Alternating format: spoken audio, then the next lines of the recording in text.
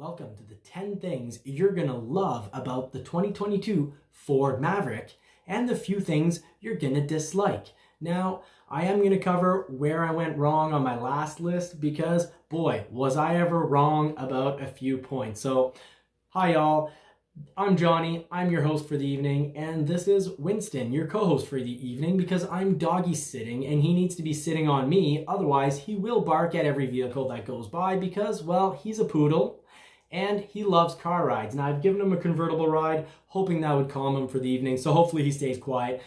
For us, let's put the pedal to the metal, jump right in, burn our tires right into the action, and get to this list. Number 1, you're going to love the hybrid. Now, it's 40 miles per gallon.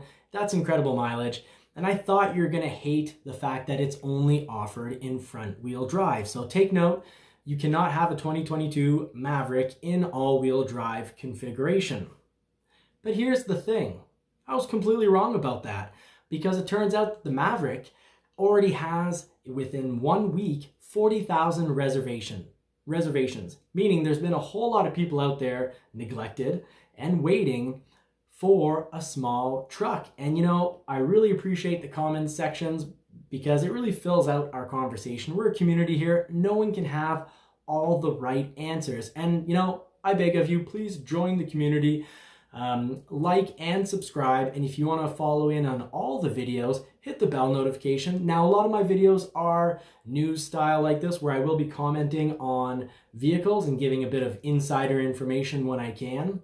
But it's also a bit of following along what I'm doing while I wait for my Bronco, because I'm also flipping Mustangs for money while I wait for my Bronco. Now, of course, it really greatly helps me out if you like and subscribe, because I am trying to get to 1,000 subscribers and I am so very close.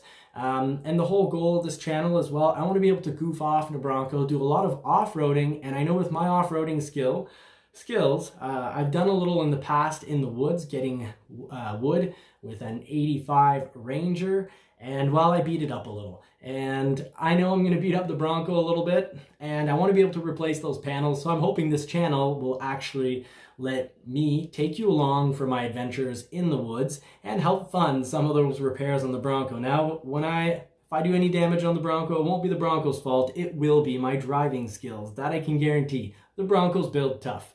Now, back to the 2022 Maverick. You know, you're going to love the fact that it's hybrid, but here's my new dislike. A lot of journalists, you know, outside of YouTube as well, but on YouTube there's quite a bit of it as well too, putting down titles like 40 miles per gallon and 4,000 pounds of towing. Now, that's just not the case. That's misleading. You can't have a title that says 40 miles per gallon and 4,000 pounds of towing. In all-wheel drive configuration, that's the one that you'll get the 40 miles per gallon with, you're only going to be able to tow 2,000 pounds. Let me put this very clearly. If you want to pull 4,000 pounds with the Maverick, you absolutely can. But you're going to need the 2-liter turbo in either front-wheel drive or all-wheel drive configuration. Now, here's another place where I got it wrong. I thought Ford was limiting the all-wheel drive option from the Maverick while it's offered on the Escape, because they're doing this to cut cost. In other words, to save money and to help offer a Maverick at a better price. And boy, was I ever wrong. I've done my research, and the reason the Maverick currently is not offered as an all-wheel drive is because it's not exactly the same engine that the Escape has. Now, the Escape does have a 2.5 liter engine, and it's basically all the same setup. But the current Escape's 2.5 liter is outsourced. It's not built in-house, and the 2022 Ford Maverick engine is built in-house. It's going to be built by Ford. So while the design's the same, it's not identical. And currently, that 2.5 liter built by Ford 2022 Maverick engine does not match to the eCVT transmission. That's the electronic CVT transmission. Now, I just drove a CVT transmission on an Infiniti, and it reminded me of, you know, a dislike I have. I dislike driving CVT transmissions because, you know, on a gas-powered engine, the result is you go up hills often at 4,000 RPM, it's noisy, it does not feel luxurious. And let's remember that the major changes in the automobile industry in the last 40, 50 years have not been power, it's been comfort. And I find that CVT transmission traditionally is going a bit back in the past because it's less comfortable. However, I have driven a plug-in Fusion, and it's not the ECVT transmission on, the Mustang Mach-E and the plug-in Fusion doesn't feel bad at all. The only difference really from a regular transmission feeling wise is you don't feel it changing gears. So I think that it's going to be pretty darn decent. I know I have driven hybrid Escapes that aren't plug-ins, and the transmissions on that, they are ECVTs. They go really well. I don't have any issues with them. So I don't think this is really going to fall on my dislike list, and I don't think it's going to cause issues for any of you. Now, the other reason that the all-wheel drive system isn't currently offered on the hybrid Maverick is because of the rear suspension. The rear suspension is off a Fiesta ST, so it's a modified Fiesta ST rear suspension. Now, this kind of falls into my dislike list because I don't understand how they can possibly allow for 1,500 pounds of payload. That is, payload that's in the 1,500 series. So 1,500 pounds of payload really does fall on my love list, and it's gonna fall on your love list. And you really need to ignore some of the videos that are being made that are saying that, the Maverick is for light payloads. That's definitely on my dislike list. The Maverick is not for light payloads. All the videos I've been watching will say this, and then they're gonna show you the video of 2 kayaks in a Maverick. Boy, is the Maverick made for a whole lot more. 2 kayaks do not weigh, 700 or 600 pounds each. Remember, payload does include the weight of the driver and any passengers. But 1,500 pounds is very heavy payload. Where a lot of journalists are getting this wrong is that the payload is actually very heavy. It's fantastic. But the towing is light. Because the towing is 2,000 pounds. It's a big oar. You either get your 40 miles per gallon or you have 4,000 pounds of towing, because for that 4,000 pounds of towing, remember, you do need the 2-liter turbo. 15 pounds of payload either way is not light payload. And that's another thing that's on my dislike list. As I've mentioned, people are describing this, and journalists are describing this as a light payload. It's not a light payload. So where did I go wrong?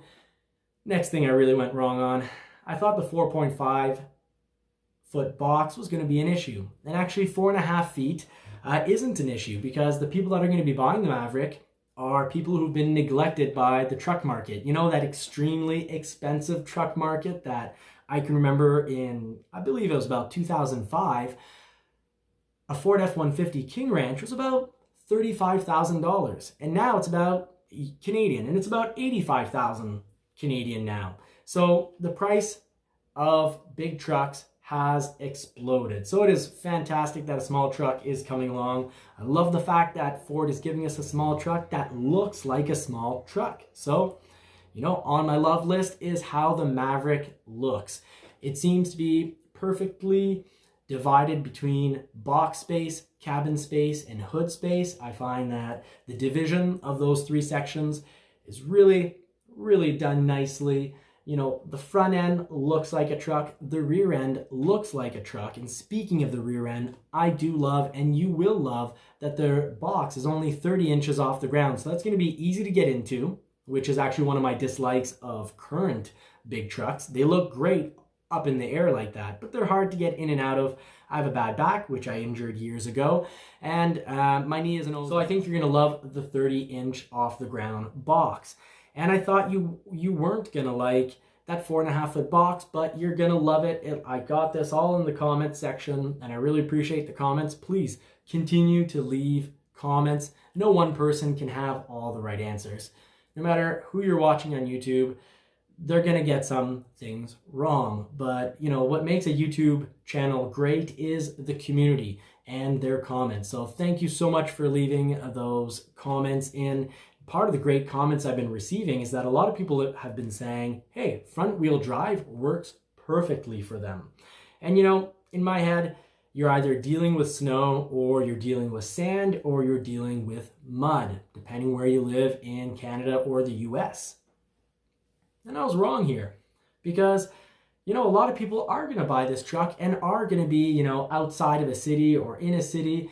And that Maverick being 30 inches shorter than an F-150 or 11 inches shorter than a Ford Ranger is going to be versatile. It's going to maneuver great. It's got a great turn radius. The 2-liter turbo is a proven, known variable. It's reliable. It's got power. Now, I hate focusing on horsepower because it's not the big important number, but it has 250 horsepower, but it's the torque that makes a vehicle great, and it's going to should have about 275, 280 pound-feet of torque. And Ford's EcoBoost technology offers you torque at low RPM, which means when you press on the pedal, you get pushed back in the seat. You get what's called jerk. Jerk is what makes a vehicle really feel like it's accelerating and gets the job done. Now, acceleration is important because that's all about safety. When it's time to pass, if you're going 60 miles per hour or 50 because the person on the highway is going really slow and you need to get it up to 70 miles per hour, acceleration is really important, especially if you're on a two-direction road. If you're on a two-lane road, when you pass, it's all about safety. Now, I've test driven the hybrid Escape, and passing is decent, but it's absolutely fantastic in the 2-liter. So if you like something peppy, go with the 2-liter turbo. You're gonna love it. If you want fantastic miles per gallon, all the power to, go with the hybrid engine. You're gonna love it. It's reliable and it's actually relatively fast. So another thing you're gonna love about the 2022 Ford Maverick's box is that Ford's kind of thought of it all on this one. There's a lot of attachment points, but the wheel wells, while a plywood or gyps doesn't fit in between the wheel wells, it fits on top of the wheel wells. And Ford's actually gone far enough to think about people who are going to be carrying gyps with this truck. Gyps, once you put a bit of weight on it, it can definitely fold in the middle. So what Ford has done is that they've actually put inserts in the wheel wells so you can put down plywood across the box. Once you have not plywood, but a 2x4 across the box. Once your 2x4 is across the box, you can put as much gyps as you want, well, up to a total of about 1,200 pounds, because you got to leave some payload weight for the driver and passenger, but that your gyps can go right across your tailgate, and you can put the tailgate down, at about 40 degrees by latching it to some top hooks. So really you have 6 feet of usable box, and if it's sticking out the back, you can get a little bit more than 6 feet. So I think this truck is going to be extremely versatile. It's going to be loved by people the way old Rangers were. Hey, I had a 1992 or 93 Ranger. That thing was a beast. I got it had all sorts of mileage. Got beaten in fields, got beaten in the woods too, because that's what replaced the 85 Ranger. And this thing was tough, and the new Ford Maverick will be tough as well. A lot of people are giving it a really hard time because it's unibody, meaning that it's kind of like a shell. But hey, let's remember, turtles have shells and they're pretty tough. And the Maverick is going to be pretty tough for one really good reason. They've reinforced around where the cabin and box area are. They've reinforced that platform underneath. So you're not going to see Mavericks that are split in a V the way we did on some unibody trucks, because this isn't the first unibody truck. This goes back to the 60s even. So with time, with people who are going to be properly using these and loading them with, let's say, 1,000 pounds every day, we're not going to see Mavericks that are split in the middle. Ford's thought of this. They've added extra bracing. So I love the price of the Ford Maverick, but I also, in a certain way, I dislike how the price is being promoted. So the price, everyone's been saying that it's under $20,000. This isn't Ford's fault. Every single manufacturer does it, and all the journalists who originally, present the price, they're doing it as well. And there's a good reason for it. If you're the only manufacturer, you're the good guy, the good company in all this, and you advertise your price with transport and delivery, $1,500 in the US. Worse, if in Canada, it's $2,000 for transport and delivery, transport and handling, whatever you want to call it. So the Maverick's real price is $21,500. You know, this is thankfully being brought up because one of the community members put it in the comments section. So you know who you are. Thank you very much.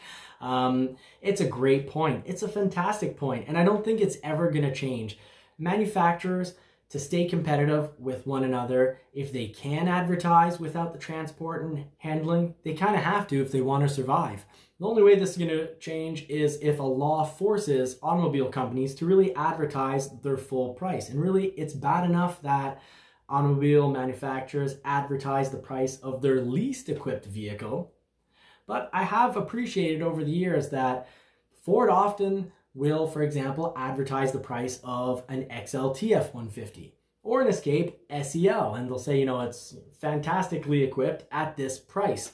But often manufacturers do push the low-end price, the base price, the least expensive model without the transport and handling. And that's a dislike. But I do love the fact that the Maverick is a truck that costs so much less. You know, this isn't basically starting at 40,000 US like a lot of trucks are, or playing around that price, or Canadian. Generally, you want a decently equipped truck.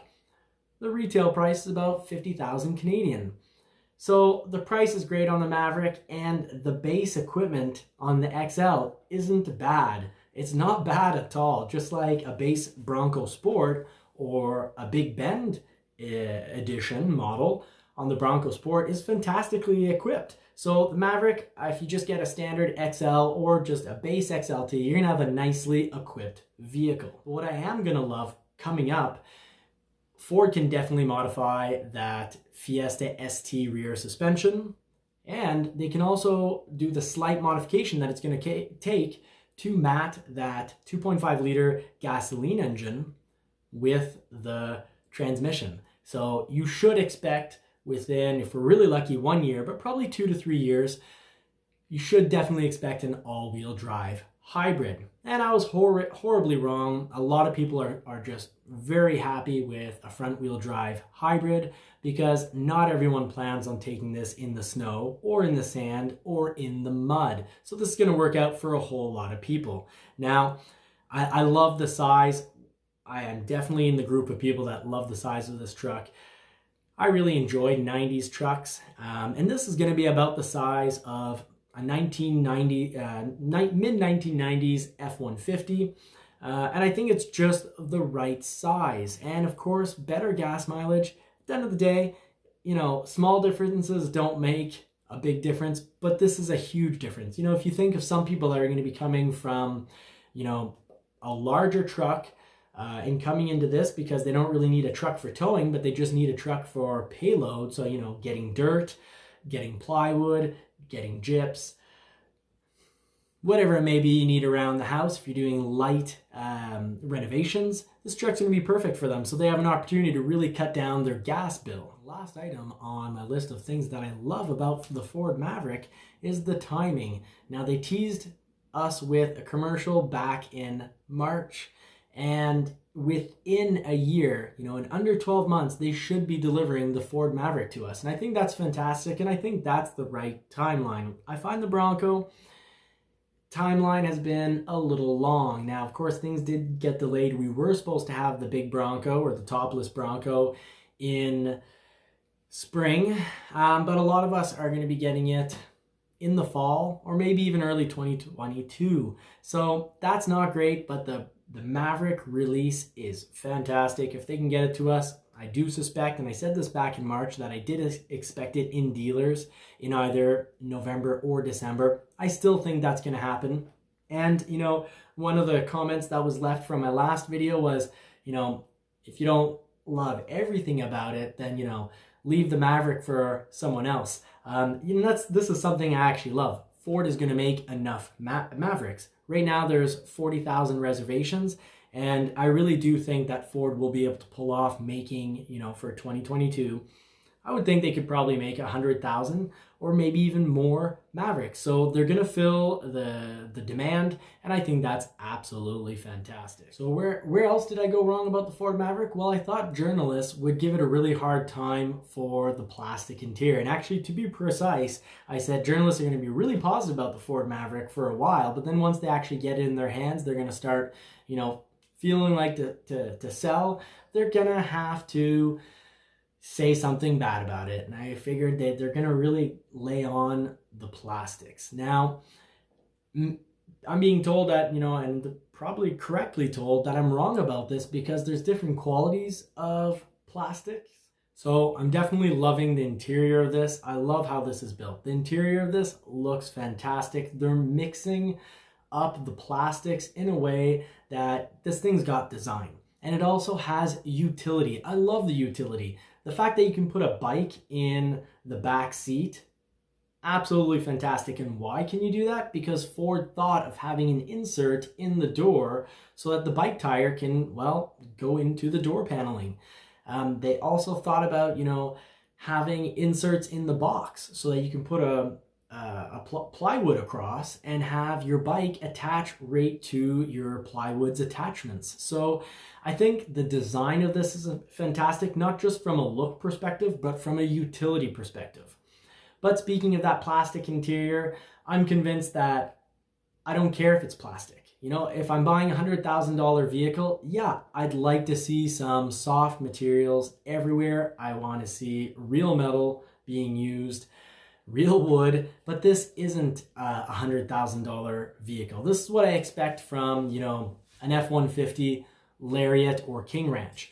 But from the Maverick with its price point, I'm absolutely comfortable with the plastics. I think they look good, and anyways, when I'm driving, I'm only really touching the steering wheel. So I'll be thrilled as long as the steering wheel has a good feel to it. If it's nice, thick, and somewhat padded, I'm gonna be a happy camper, and I think you will too. That leads to something I dislike. I'm going to dislike if journalists, and I think I am right about this, I don't think I went wrong on this one, I'm going to dislike if journalists do tear apart the plastic interior. Now, plastic can be done poorly, and plastic can actually be done pretty decently. It's just about putting a bit of soft touch materials on the important parts of the vehicle. So the side door where you rest your elbow, the steering wheel, and of course the armrest or the bin in between the two seats. If you've got soft materials there, I think everyone's going to be happy as long as they don't listen to, some of the complaining that's going to be going on in regards to the interior. I also love how the Maverick is all about different strokes for different folks. So you can have, if you're a miles per gallon hunter, you can get a truck that has crazy fuel efficiency. And if you're looking for power, that 2-liter is great. I think it's just wild when people think that a 4-cylinder with a turbo can't cut it in anything. So I do dislike how this truck is going to get a bit of slack for only having 4-cylinder options. But I love those 4-cylinder options, and I love how Ford is offering two complete different ends of the spectrum. Performance with still pretty darn good fuel economy, and the hybrid, which is going to have incredible fuel economy. And where was I most wrong? Well, I was most wrong about the name. The fact that they're calling it the Maverick, which, I kept thinking of the 1970s Ford Maverick, which was not a fantastic vehicle. I think it is worth forgetting. I completely forgot some other very cool Mavericks. Someone mentioned it in the comments section. Think of Maverick from the Western with Mel Gibson. And then, I got to thinking, yeah, that's true. There's also Maverick from Top Gun. So really cool. I'm okay with the name. I completely got that one wrong. I think Ford did their homework on this one. The marketing team did their homework, and Maverick is a pretty cool name. I think they can definitely rebrand this because this truck is going to be very cool. A whole lot of people are going to love it, and they're going to bring back that name and turn a negative into a positive. And that's pretty cool. Now, the last thing I absolutely love about the Ford Maverick is that it's probably very shortly going to be offered as a plug-in, because the Escape comes as a plug-in. And It also comes as a standard hybrid. So currently we're going to get the Maverick as just a hybrid, but definitely a plug-in is on the way. So basically the same system that we're going to have in the first hybrids, just like how we had Escapes arrive that were just hybrid, and now we're going to have Escapes that are plug-ins. Well, the same thing will happen with the Maverick, which means that soon the Maverick will be able to drive in an all-electric mode. You'll just press a button, and I suspect if it's like the Escape, well, the Escape, you should get, and I'll have to put this in miles, but I have it in kilometers right now, you should get about 40 to 80 kilometers in an all-electric mode. So that's going to be coming to the Maverick. That is going to be super exciting, and that'll give, people who bought a year one Maverick a reason to switch for, I think this would probably come along the third year of the Maverick's existence, but maybe it'll come with the complete remodeling of the Maverick at the 5-year point. We'll have to wait and see. Please let me know what you think. What aspects of the Maverick do you love? What aspects of the Maverick do you dislike? And do you think that there'll be a plug-in Maverick coming? And if so, when? So please help me out. Like and subscribe. I do really appreciate the comment section, so let me know what you think about all of this in the comment section. And well, in the meantime, I wish you all more cars and more power.